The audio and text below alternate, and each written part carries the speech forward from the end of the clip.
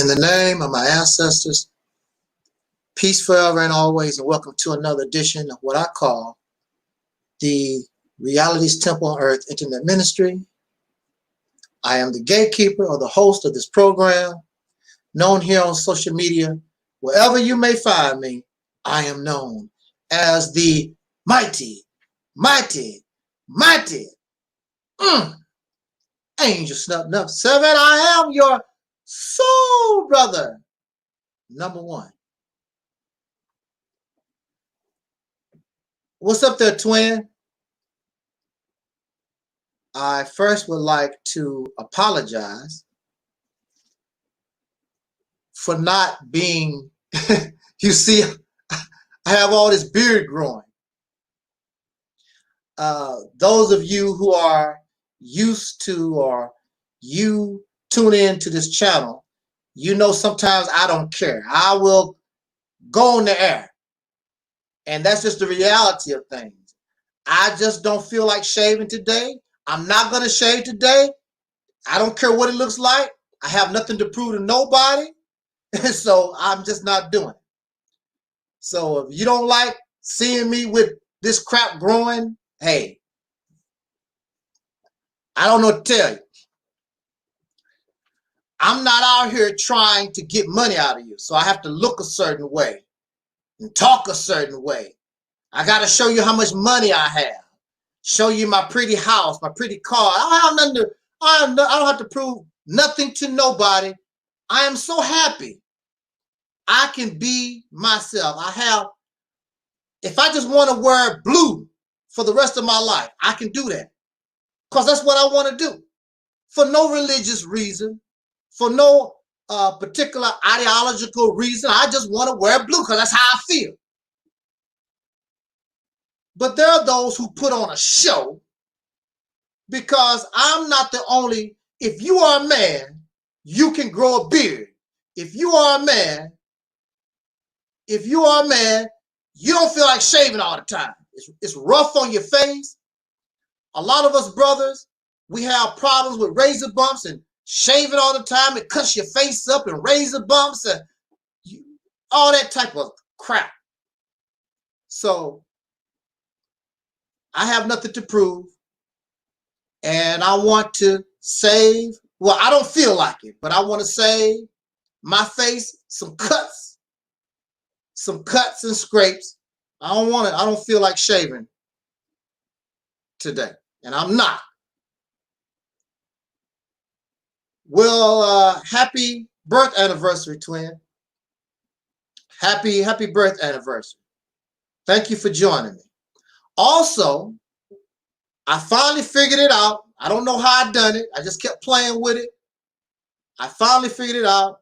We are also, once again, live on Facebook. And let me make sure that Facebook is going good. Okay. All right. A spontaneous broadcast. So I really don't expect too many folks to show up, because they've,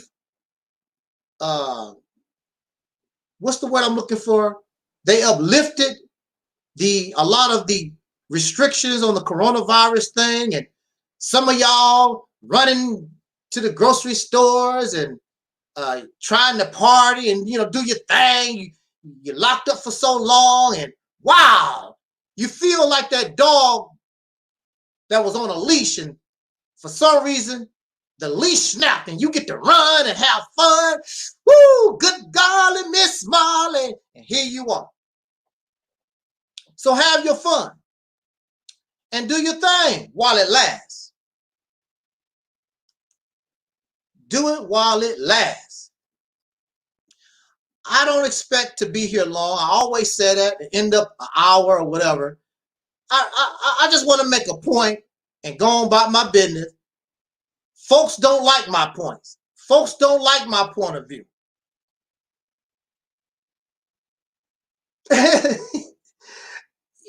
You know what's so funny to me? So many people think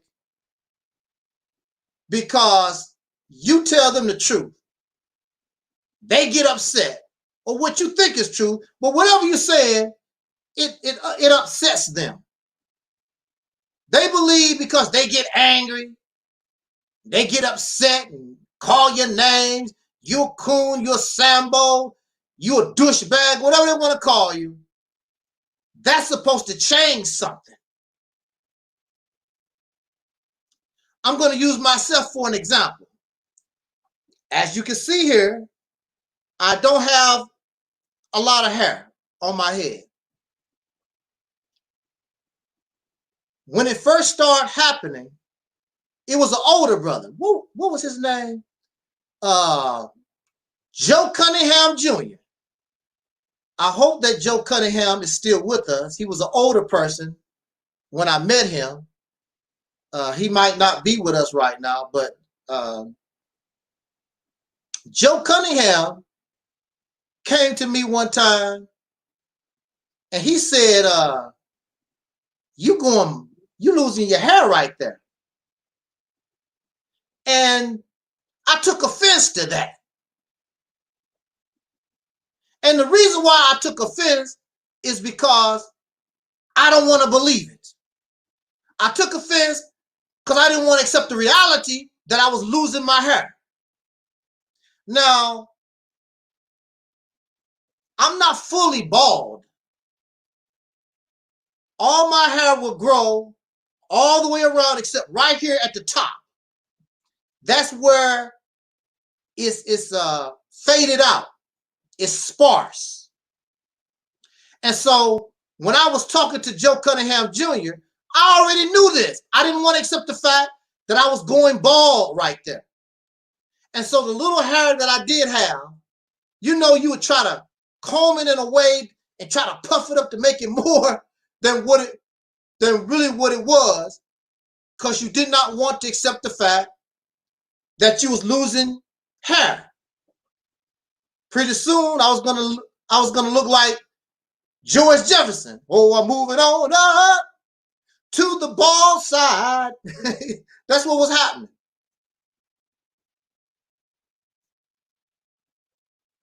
So instead of accepting the reality, so instead of accepting the truth and just deal with, there's nothing I can do about it. At first, I was angry at Joe Cunningham. What you talking about? I mean, I was angry at this man. Now, Joe Cunningham has eyes. He has eyes. Joe looking at me, and he can clearly see, hey man, you losing your hair right there. Joe Cunningham is telling me the truth. Who has the problem? Me or Joe Cunningham? I'm the one with the problem. And I already knew that I was losing my hair before Joe Cunningham even talked about it. I just did not want to accept that. I wanted my hair, but it was no longer to be. A time has come in my development in life where I think it's hereditary, because I believe it happened to my father also, and a lot of men. I believe it happened to Michael Jordan. That's why Michael Jordan he went bald, because he was losing his hair on the top. And Michael Jordan said that he didn't want to run around looking like George Jefferson, so he cut all his hair off. All his money that Michael Jordan, you can get a toupee, you can get a male wig. I don't want that. So I finally had to come to terms with, I'm losing my hair right there. There's nothing I can do about it. I don't want to look like George Jefferson, so I decided I'm just going to start cutting it all the way off.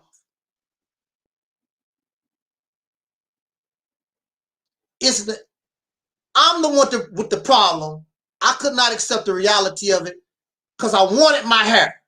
It's a lot of things that we want. don't mean you gonna get it and can get it. And that's what's wrong with a lot of us in the soul community. We want things and we believe in things. They are not real.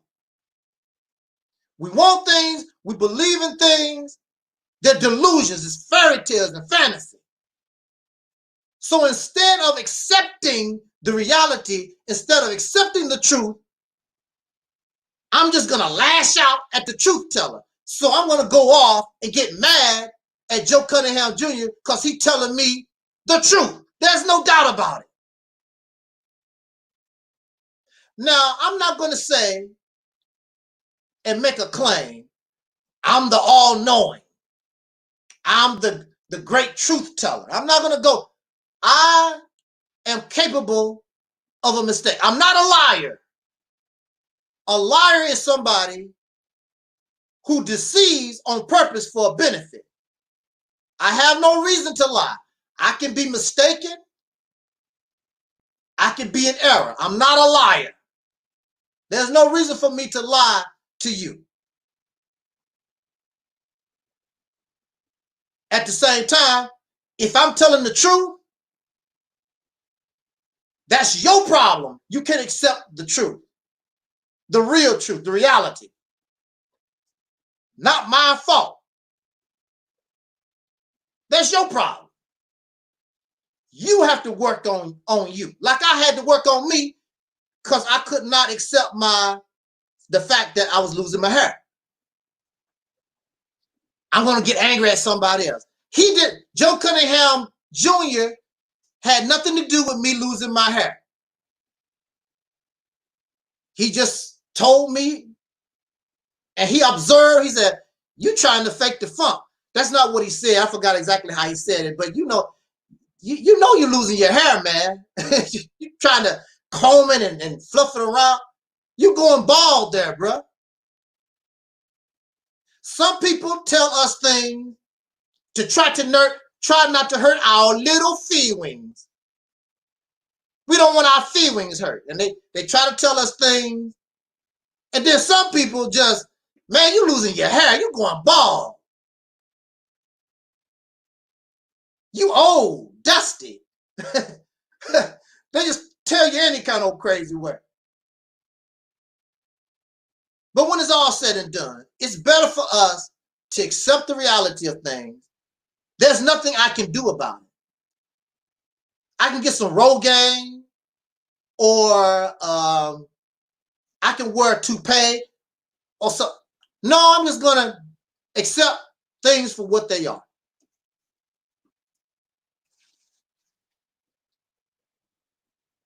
So it's very important that we accept reality. This is why we are in the condition that we're in. We cannot accept the reality of things.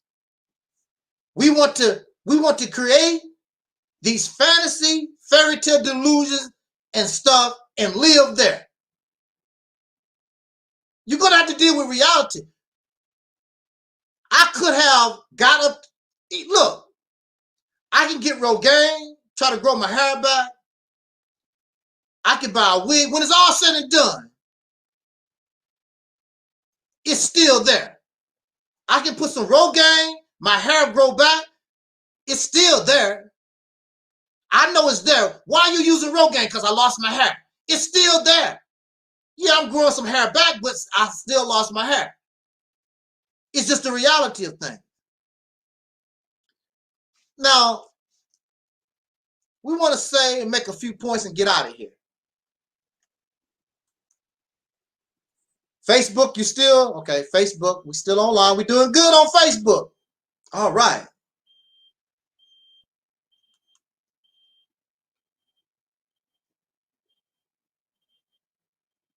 I want to use this as an example.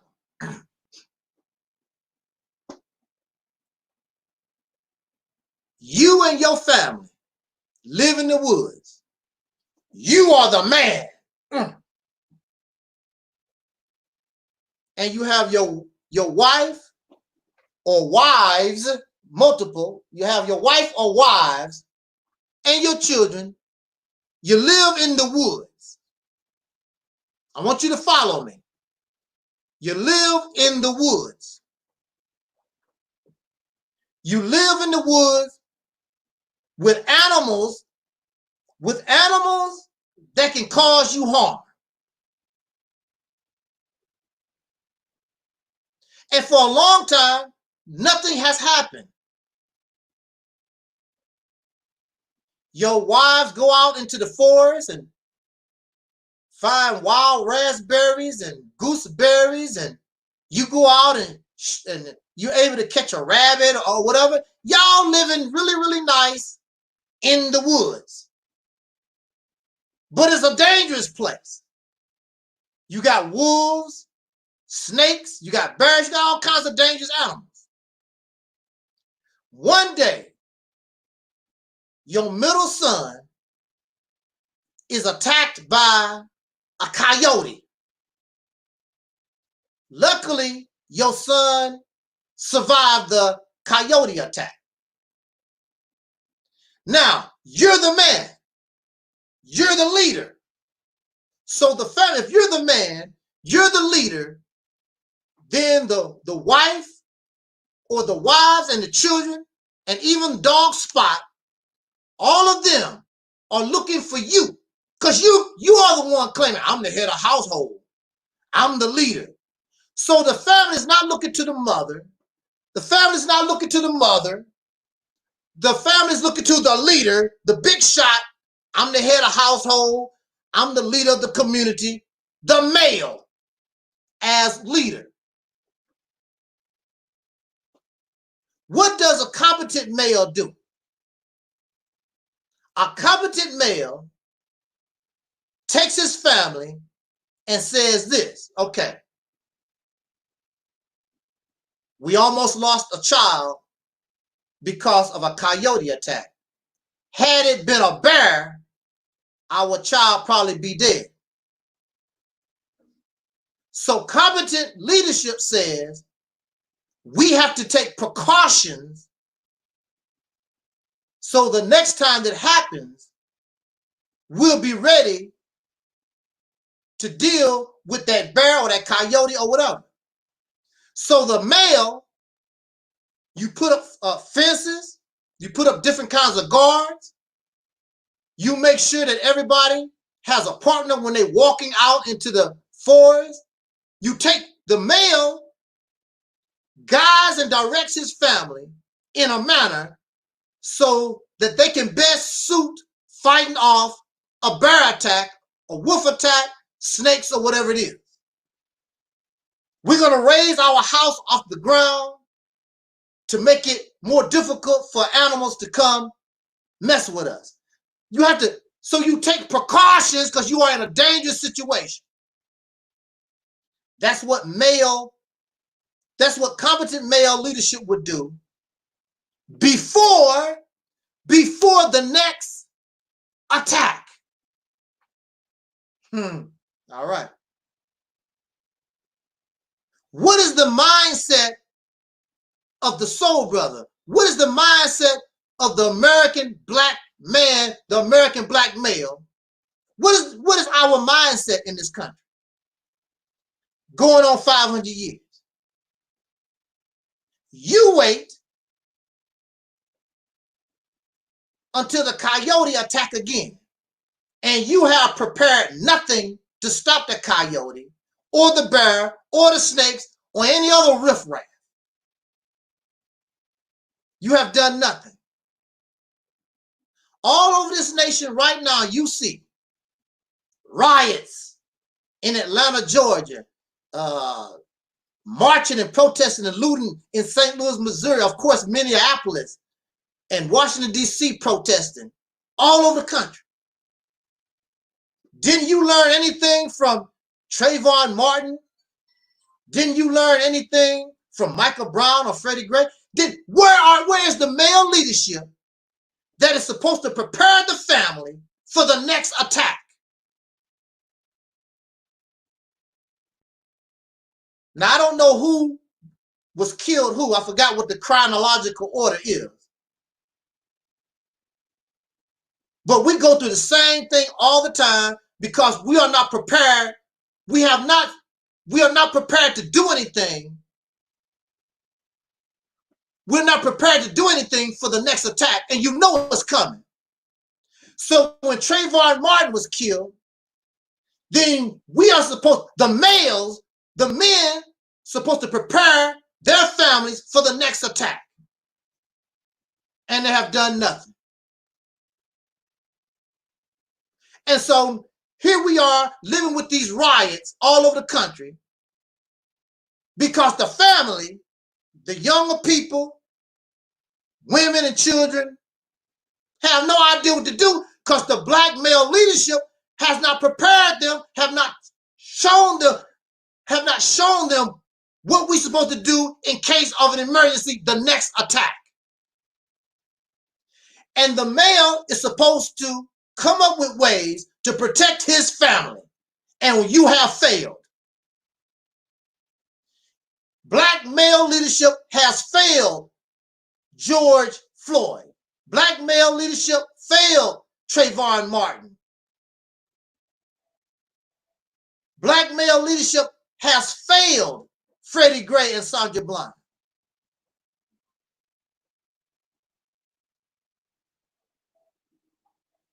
Leadership is supposed to protect. Leadership is supposed to prepare, guide the family. Here these Negroes are, always talk about they the heads of household. The man is the leader. Here we are. Take charge. Take charge. They are not taking charge. Most of them are making corny YouTube videos. Most of them are playing Xbox. Most of them is just watching the stuff on YouTube. Most of them don't know what to do anyway, but you're supposed to be Mr. Leader, and all the women are supposed to submit to you and follow you for what? You have no plan. You have no vision. You are an incompetent, poor leader. Just because you can talk bad don't make you a leader. Just because you can huff and puff don't make you a leader. So what? So what you see all over America, the rioting and the looting, the same thing over and over again. The reason why you see this is because of the failure of black male leadership. And many of these men get angry at me. You can get angry at me all that you want to. The same way I got angry at Joe Cunningham Jr. for telling me I had a bald spot on my head. That's the reality. Anybody with any kind of eyes can see you're not a leader. There are no black men taking charge. We're gonna take charge of this, and we're gonna guide the people. Black men are not doing that. All these men, Tommy Sotomayor, and you have O'Shea Jackson, and all these other men that talk about we supposed to be the leaders, and women supposed to follow us, and the children, and the Nation of Islam and the Moors. Where are your black leaders at? Ain't nobody taking charge. And usually the one that do come out into the public is the same old geezers that should have retired a long time ago. Let's get Reverend Al Sharpton. Let's get Jesse Jackson. The same old folks over and over again. Pretty soon you're not going to have Al Sharpton and Jesse to call. They won't be here, or they be too sick. Where is this male leader? I hear you talking. I hear you running your mouth. I hear you talking. But they're not taking leadership. So for a simple example, I gave you this man that lived in the woods. If you go to cable, there are some shows with Caucasian men living out in the wilderness Those men take charge and they live with bears and other animals. They live out there in Alaska, whatever. They are responsible for leading that family. You're not leading anyway. You don't produce gas. You don't produce electricity. You don't produce your water. You don't produce jobs. You don't do nothing. And you want all this honor. I'm a man. You don't even have an apple tree in your yard. Can't give nobody an apple. Don't even have an apple tree in your yard. You want all this praise. I'm a god. I'm a king. When? Look at your people all over the country. Misdirected energy. Don't know what to do. Just tearing stuff up, throwing rocks, burning crap. Strong, competent, soul brothers, black male leadership, this would not be happening because the people would have been prepared for the next. And so when there's a flood in your area and you're still going to live there, what do? You raise your house off the ground where the water can get into your house. You raise it up. That's what you do to prevent. Precautionary, preventative measures. What is the preventative measures that the black male leadership has done in order to prevent a George Floyd or another Trayvon Martin or Freddie Gray or Micah Brown? What is your black male leadership doing, sisters? And you praising them and you babyfying them. I got a good father. I got a good man. Yeah, I see that you got a good father and a good man. And this Peckerwood got his knee in your child's back laying on the ground handcuffed. Yes, he's very good. And you got all your children out on the streets just like a drifting piece of wood. Just drifting out there. You don't know where you're going. I'm going to throw me a brick. I'm going to burn down a tree. I'm going to burn down a building. Just nonsense. Energy going to waste. Because there's no man in the house to direct the family. That's the reason why. There is no man. You have no man. And they can get angry at me all that they want to. That's a personal problem. The soul community, the black community, has no man. He wants to be like other men, but don't want to do the work. When you look at the United States of America, a lot of Caucasian people have died and suffered in order to create the United States of America. They did not get this. The native people that was here killed a lot of them. The cold weather killed a lot of them. A lot of bears and wolves. A lot of them died to get this. Many Caucasian people did not live to see the United States of America as it is today, or what it would become.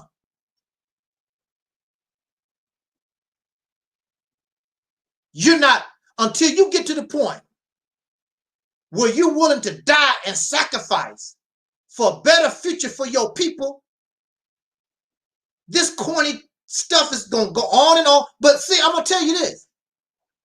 Nothing lasts forever. Nothing lasts forever.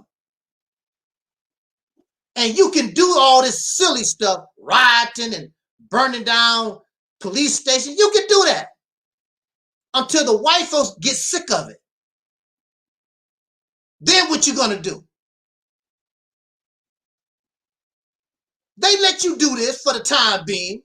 For the time being.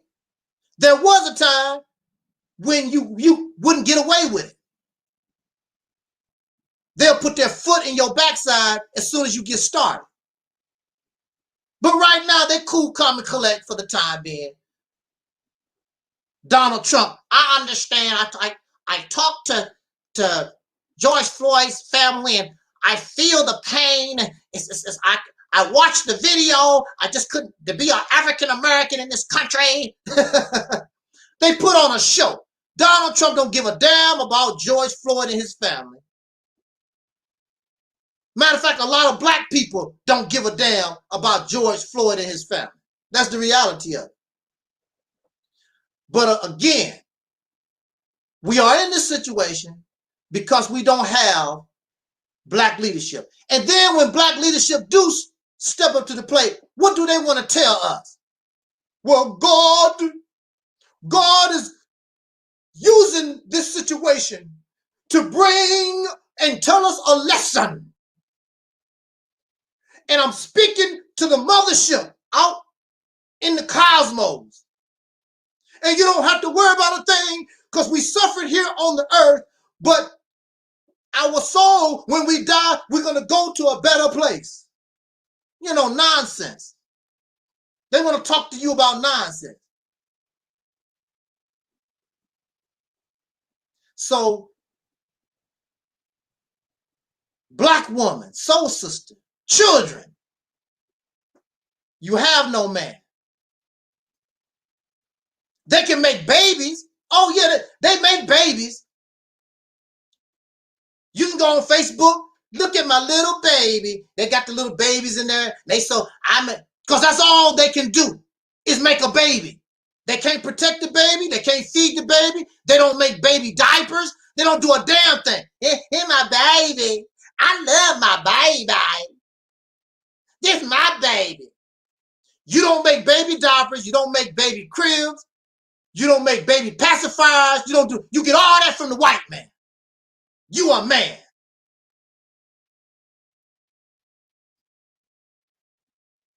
You a man. And you don't provide nothing for your family.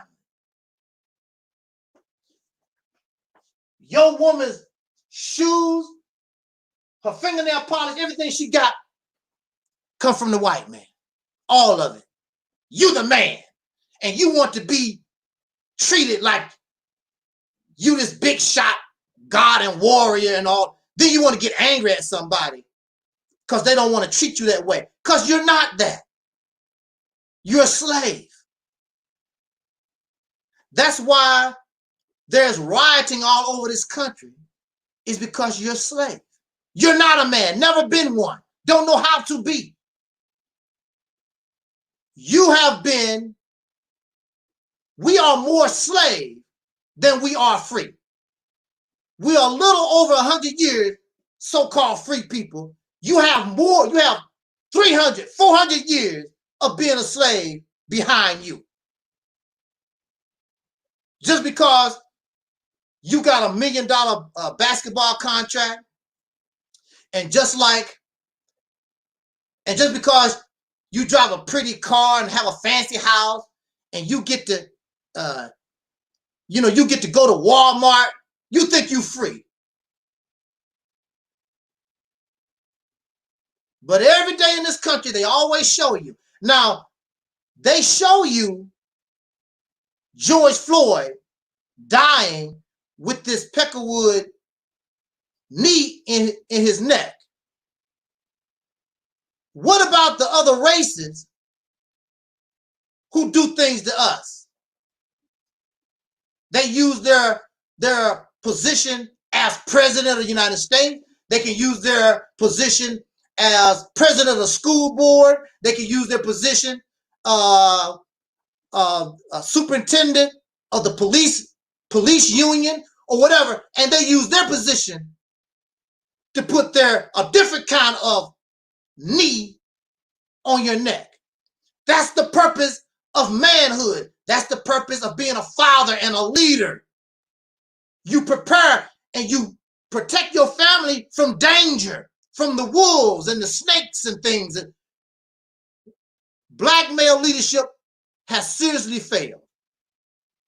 All this big shot talk and some of the, I don't want to take nothing from nobody. It's a wonderful expression. Brothers get their little guns and they go to the police officer's house and all this crap. Your little guns don't mean nothing. When it come down to it, your little pop pistols don't mean nothing. These people can send a drone to your house and blow your whole house to bits. We as men in this country, knowing we're living in a dangerous situation, we have to be wise. We have to learn how to be smooth. You're dealing with an enemy. You cannot go one-on-one with this enemy. That's not going to happen. It's a lost cause. And they love to fight. They've been fighting ever since the Revolutionary War. They don't mind putting a bullet in your head. It's fun. They'll talk about it. Cool. Have to learn how to use your brain. Have to learn how to use your brain. Have to learn how to strategize, plan, envision. You've been around all this blackety black power stuff. So what has it got you? What has it got you? Nothing. You feel good the same way you feel good when you go to church and praise Jesus. That's all you're going to get. You feel good.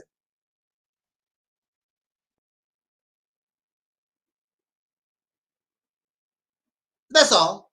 Just feel good.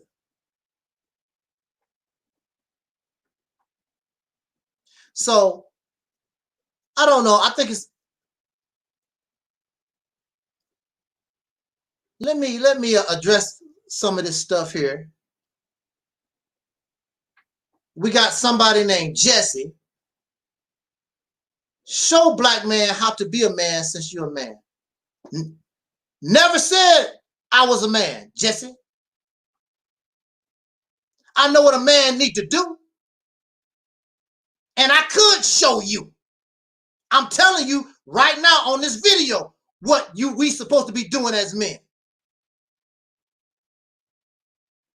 And you are not even in a position to tell me anything. You hiding behind a picture like the coward that you are. You have no voice unless you hide behind a picture. So you are in no position to try to judge or talk about nobody when you are a coward yourself on social media. If it was not for the ability to hide your face behind a computer, you would have nothing to say at all. Period.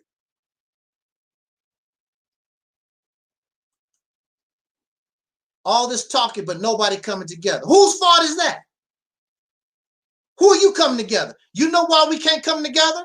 Oh, because you're a Christian. I don't like Christian because you're a Muslim. You're an atheist. You married to a white woman. You a homosexual. That's the reason why. Because y'all silly and dumb as hell. You too interested in your own personal wants and needs. You selfish.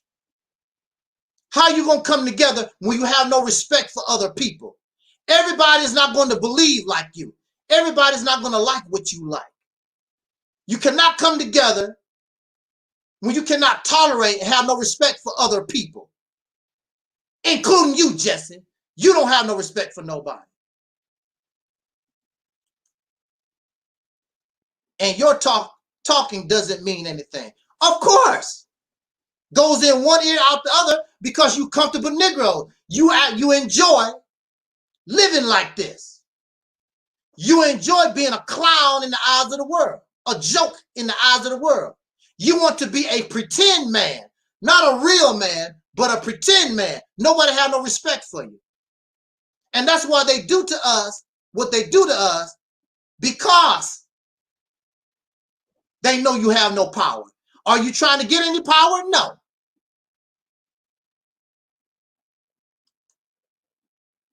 We will not show fear. Well, what do you mean by we will not show fear? Just because you don't go around here, oh, don't mean you fear. There are some people who can maintain their composure and pretend they're not scared and scared as hell. So what you're saying is true. We will not show fear, but that does not mean you're not scared. Because if you truly if you truly had no fear, then you could do better. But you do have fear. It wouldn't take nothing to put y'all in check. Cut off your gas, cut off your water, cut off your electricity. You will bow down and pick cotton. If picking cotton means I get my water back, I get my gas back, my electricity back, you, Jesse, would pick cotton again. And like King Noble said, that's a fact. That's a fact.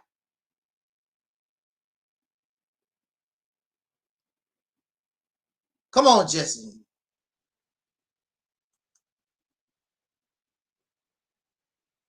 Twin said, Jesse, you clearly don't understand. Oh, believe these people, he understands. Don't let them fool you. Don't let them fool you. They understand. They caught up in that pro-black garbage, which they turn into religion. And one day, they're going to keep waiting on this black nation, keep waiting on Marcus Garvey to come back from the dead or whatever they're doing. It's a religion. And it just goes on and on and on. Like I said in the video before, how much time do you need? You keep saying black power. You keep talking about you're a god and a king and whatever. You're going to build and do all this stuff. So how long do you need to do? Do you need 5 years, 10 years, or 20 years? It just goes on and on, just like they waiting on Jesus. It just goes on and on and on, just like the Muslims waiting on whatever their religion is, whatever. It just goes on and on. And you doing something by talking on YouTube. Absolutely correct. I'm telling you, you are going in the wrong direction. You're absolutely right. It's just like if you are working on a project on the job and somebody come and tell the supervisor, sir, I'm not that smart, you the supervisor, but I think if we keep going this way, we're going to have some problems. I'm the supervisor. I'm the manager. I know more than you do. Okay, well, and that's what I'm doing. You know more than I know. You smart. So keep doing what you do. Next thing you know, they done hit a gas line and kill 50, 70 employees, digging in the wrong spot. Hey, somebody told you. You didn't want to listen because I'm the manager. I'm the supervisor. I know more than you do. Come on, Jesse. Let's keep it rolling. Jesse says he's a coward on a computer, but you on a computer. I'm showing my face, Jesse. I don't care about who listens and sees what I have to say or don't like what I say. And matter of fact, I would tell you in your face. Not only on a computer, I would tell you in your face. I was locked up for 10 years. And I told them Peckerwoods in their face. It really didn't mean nothing. Made me feel better. I called them devils in their face. I called them children of Adolf Hitler. I called them all kinds of names. Didn't mean that I was still locked up. I felt better about it. I wouldn't scare them like, what I got to lose anyway? Whatever I say on video, I would tell you in your face. You want to kill me? So be it. You really doing me a favor because I'll be dead and gone and you still going to be a coward on a computer doing the same old stuff that y'all been doing. But I'm going to tell you this, Mr. Jesse, everything come to an end. Pretty soon, one day, these Caucasian people going to be sick of y'all antics, going to be sick of you, tired of looking at you, you worthless, you have no benefit to yourself, you're not going to be no benefit to them, and it's going to be, that's when what they said, the shazit hits the fan. These people can kick you out of this country anytime they feel like it, Jesse. Anytime they feel like it. These people have the power. It's 40 million black folks in this country. So, brothers and sisters, if these people want to, They can kick all of us out. Some of y'all talk about, I want to go to Africa. Well, they would be sending you to Africa. The problem is Africa is not going to want you there. Africa is not going to accept 40 million of us coming to some Africa. They're not gonna accept that. That's a fact. They're not gonna, a little handful at a time, blah, blah. Africa will smile or whatever. And you don't know how to do nothing. You have no skills. You can't produce nothing. What Africa wants you for? That's the motherland. They love me. You don't have a relationship with Africa like that, sir. None of you have a relationship with Africa like that. Just because somebody is your relative don't mean they love you. I have biological relatives that have known me ever since I was a little baby. Probably wouldn't give me a glass of water. If I came and stepped in their yard, they'll call the police. Ain't that your cousin? Hey, get off my grass. But here you are, you got people, your biological relatives right here in the United States. You yourself, Jesse, wouldn't give them a loaf of bread. You wouldn't do that. But for some reason, in y'all delusional fairy tale mind, you think that people 5,000 miles away on another continent don't speak your language, don't know you from a hill of beans, just because you show up. Here, I'm Jesse. I'm Jesse. I'm your long lost relative. They supposed to say, oh, you my long lost relative. Come on here, bud. We ain't seen you in a long time. That ain't how things work. You are foreign to them. That ain't how things work. And they could care less. Did you bring some American money with you?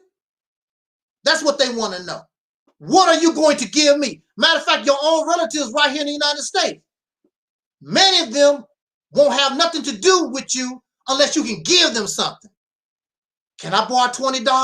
Can I drive your car? Can I rent your house for, for $200 a month? They want something from you. It's delusional and it's fairy tale to believe 40 million living here gonna just go to Africa. No, you're gonna end up dead. You're gonna end up dead, or you're gonna end up back on the slave plantation. Cheap labor, picking cotton, picking apples, or whatever it is. Or they will kill you outright. We don't think things like that's gonna happen. Like the Jews of Nazi Germany. The Jews of Nazi Germany was thinking just like the way we do. They living it up in Germany. This is my country. I fought in World War I or whatever it was. I'm a German citizen. And you see what Adolf Hitler done to the Jews. You think those people was more closer to Adolf Hitler than we are to Caucasian people in this country. And do you know the people you talk about, Africans, the Africans that are here and the Asians and all these other immigrants that's here will be happy to help the white folks throw your ass out. They'll be happy because they throw you out, more room, they can bring their own people in. You don't think that's possible, do you, Jesse? Jesse, hey Jesse. You don't think that's possible, do you, think Jesse? Jesse don't think that. Come on, Jesse. Give me some more comments, Jesse. Oh, Jesse don't want to talk no more. But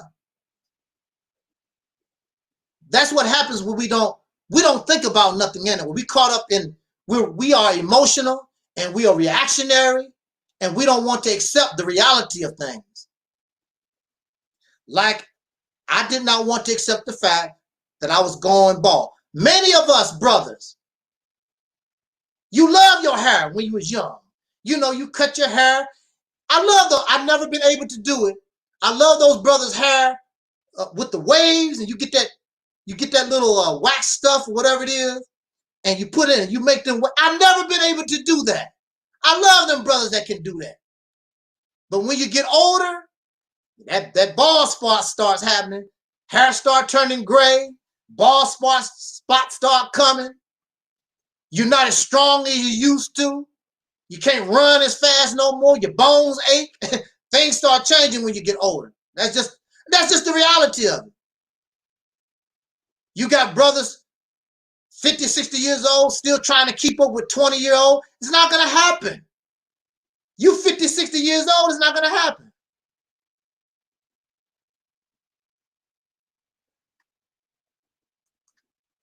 Jesse said, man, all I'm saying is something got to give. I will agree with you. I will agree with you, Jesse. Yes. Something got to give. Either it's going to give for what is in the best interest of us, or for what is in the which is detrimental to us. And all I'm saying is that we as men, we as black male leadership, we as men, we're supposed to be guiding. We're supposed to be guiding the family through this dangerous maze, and we're failing them. We're failing them. We're failing our children. We're making babies, but you're not preparing a future for them. You're not protecting them. We're not guiding our people into the future. We still live in a slave-like condition. Black male leadership has to do better. This, what we are experiencing, is unacceptable. And see, this comes from another man. If I was a woman saying the same thing, oh, you just hate, well, they tell me that too. Even though I'm a male, yeah, you hate black men. That's what they tell the sister. You're a black male hater. No. Well, actually I am. Because you're more than a black male. You are a father. You are a leader. You are a king and you are God. Well, act like it, damn it. I hate that you're telling a lie. I'm a God and I'm a king. You are a liar. Stop talking about it and be about it. All this huffing and puffing and then whatever else, that nobody impressed by that. Fake stuff. Nobody impressed. Now some of these black women, you might impress because they don't know no better. Because they don't mind having nothing. Because that's all we got is nothing. They don't mind having nothing. And see, a lot of these brothers don't like black women because these black women want you to produce something. Get off your ass, get off the Xbox, all that damn talking stuff. Where is my school? Where is my nation? Where is my factories? Where's my electricity? Where's my gas? Where's my water, man? Father, leader. You don't have nothing. You have nothing to show. Is it my fault? No. Is it her fault? No. Black male leadership. If you're a man, if you're making these claims, I'm a God, you a God and a king, and this is how you living? This is the best you can do?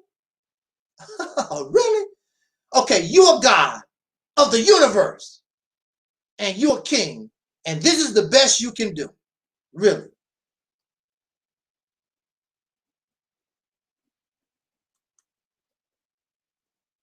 The virus got people out of work. We're going to blame the people for that too? No, of course not. But see, this is another thing. Even before this virus showed up, black male leadership should have had us as a group of people in a better position. So we can have our own hospitals, we support our own scientists, and develop our own vaccines in order to combat this virus. But no, we depend on the white man and the Chinese and other folks. I'm a god of the universe. Okay, whatever. I'm not going to babyfy black men. We need to stop babyfying black men. We need to stop accepting this little tiddlywink things that they do, supposed to be success. It's not good enough. We need something big. If you can't do it big, then you don't need to do nothing at all. Because all this other stuff don't mean nothing. And the reason why we cannot accomplish something big is because we cannot unify. Because you silly, you immature, and you childish. Some brothers want me to come on their program. Come on your program for what? I know that you're childish. I know that you're not real men. Come on your program for what? So I can say what I need to say, and the only thing it would do is go in this ear and out the other. That's a waste of my time. These brothers already know what they're about. And they keep saying the same stuff, all this little tiddlywink stuff. They don't want to do something big because they're not able to unite with others. They have no respect for other people. They cannot tolerate other people's differences. Our people, we as a people are different. We are not the same.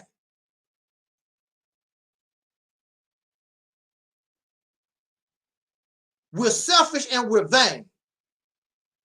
And we're going to pay the price. So you talk about, I love my people, I do this for, pretty soon your people won't exist. They won't exist. So you don't have to worry about it no more. I do this for my people. What is it that you do for your people? Right now, your people are rioting, wasting energy, throwing rocks, burning up police cars. For what? 2 weeks from now, most of you won't even say the word George Floyd out your mouth. 2 or 3 weeks from now, the man's name won't even come out your mouth.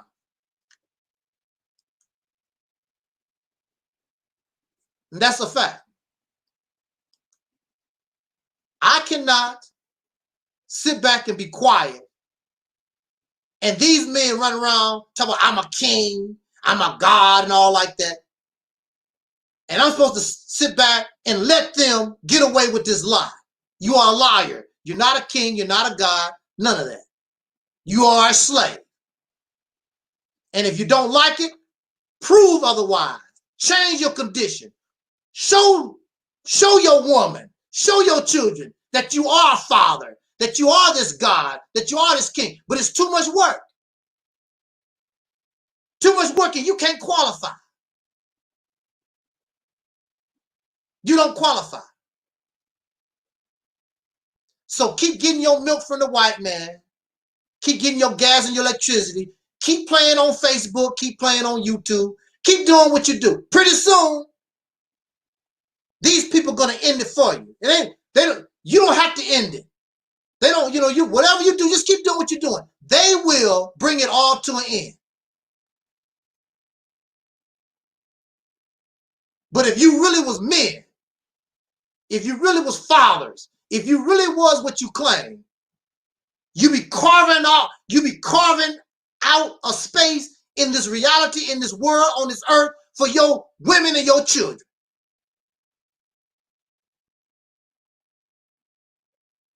This is why Malcolm and Dr. King and all those that came before us, that's why they struggled. They wanted to be able to do that. They were not able to do that. We are in a better position than they were and can't get nothing done.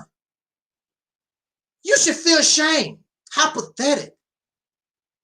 You have more money, you have more education, you are in a better place in life than Dr. King and Brother Malcolm and Harriet Tubman and Nat Turner, and you can't accomplish nothing. You are in a better position than the brothers and sisters that was in Tulsa, Oklahoma. You are in a better position than Medgar Evers and Dred Scott, and you can't get nothing.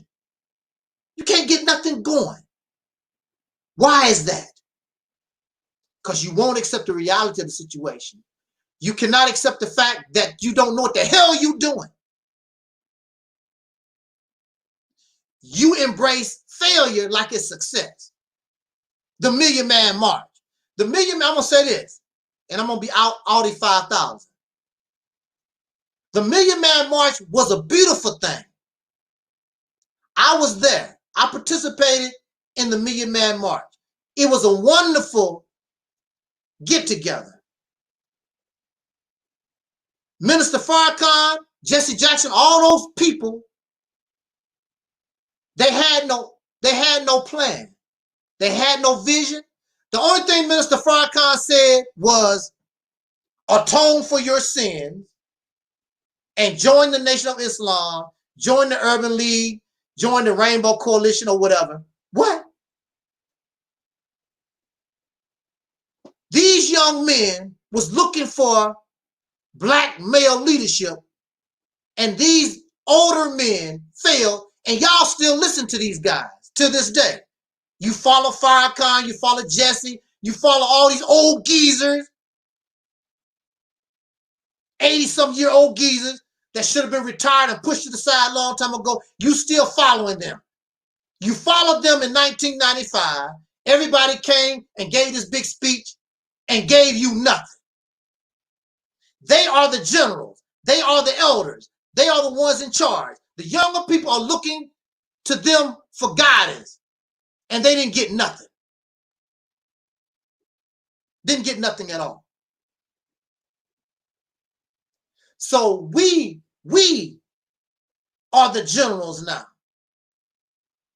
The younger people, our families are looking for us men to guide them to a better place, to take them to that promised land that Dr. King spoke of. And we are failing them.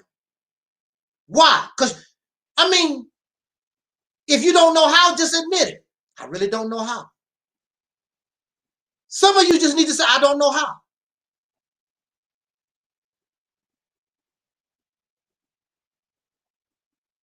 Let me see something here.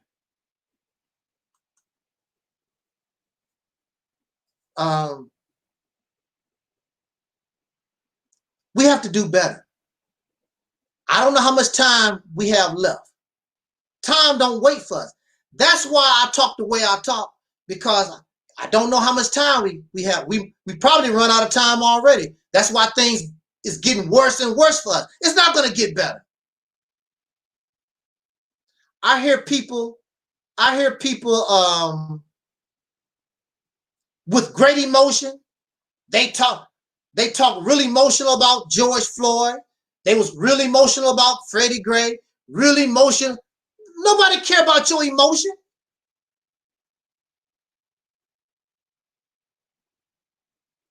They beat Kunta Kinte, and he was writhing in pain, crying. Your name is Toby. Your name is Toby. Say it. Don't care about you crying. They don't give a damn because you hurt. Donald Trump and the majority of these Caucasian people in this country, they don't give a damn because you crying, because you angry and upset. Don't give a damn. Like some of y'all don't give a damn because your children cry. You don't care. Why, Daddy? Why, Daddy? Why? Why, Daddy? You just sit back. I wish you shut the hell up. Get your beer, sit in front of the TV, and drink your beer. And that's how they do us, like we little children too. They don't care about your crying and your whimpering or whatever. It's up to us as adult people to change our condition. When are you and I going to grow up? That's the $1 million question. When are you going to grow up? When you begin to grow up, you'll start to see things change. And you don't have to ask nobody to respect you. They're going to respect you whether they want to or not. The same way they respect a grizzly bear. You don't have to like a grizzly bear, but I guarantee you, you're going to respect that bear because you know what that bear can do to you. Even a dog. you will respect that dog because that dog got some bad teeth, and you're going to respect that dog to a certain point. So when we going to get some teeth? When we going to get some fangs? When we going to show people with nobody to play with? If I cry, sucker, you going to cry too. You can produce gas, I can produce it too. You can produce light, I can produce light too. You can build skyscrapers, I can too. It's never going to happen until you grow up. It's never going to happen until you unify. And the reason why you cannot unify, because you don't want to, because you're stupid and you're dumb and you're silly. You have no respect for other people. So we will continue to suffer. And if that's your groove, that's your thing, so be it. You want to sit back in the cut and do nothing? And that's another thing. Many of us want somebody else to do the work. What have you done for black people, Angel Snub? What have you done? I don't have to do a damn thing for you. That's not my job. I'm not a savior. I'm not a messiah.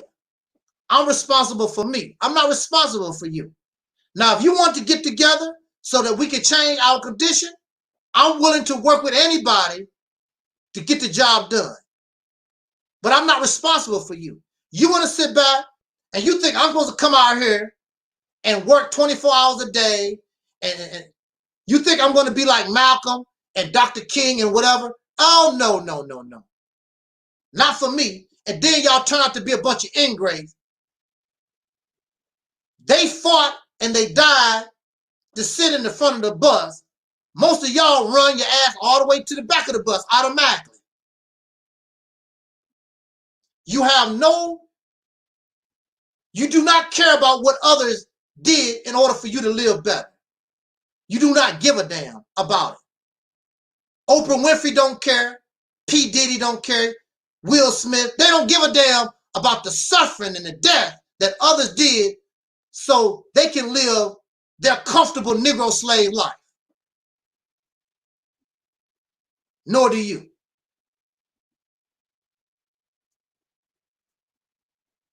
So on that note, let me get out of here. Again, turn a 20-minute video into an hour. Never fails. But I do enjoy our time together. I would like to thank Jesse, our special guest in the chat room. Thank you, Jesse. Thank you, Twin, for being here on this spontaneous talk. Thank you to those who listening, just checking the brother out. No comments, but you can share and you can like, you can subscribe. Also, you can copy any of my videos. You can copy them, mirror them, and whatever. I don't care, because this type of conversation needs to be heard. I thank YouTube, I thank Facebook for allowing me to use their platform to be able to speak from, because without YouTube and Facebook, it would make things very, very difficult for me to be able to reach an audience. So I thank you. On that note, enjoy the rest of your Saturday. Again, it's an honor, and I appreciate us coming here to take a listen.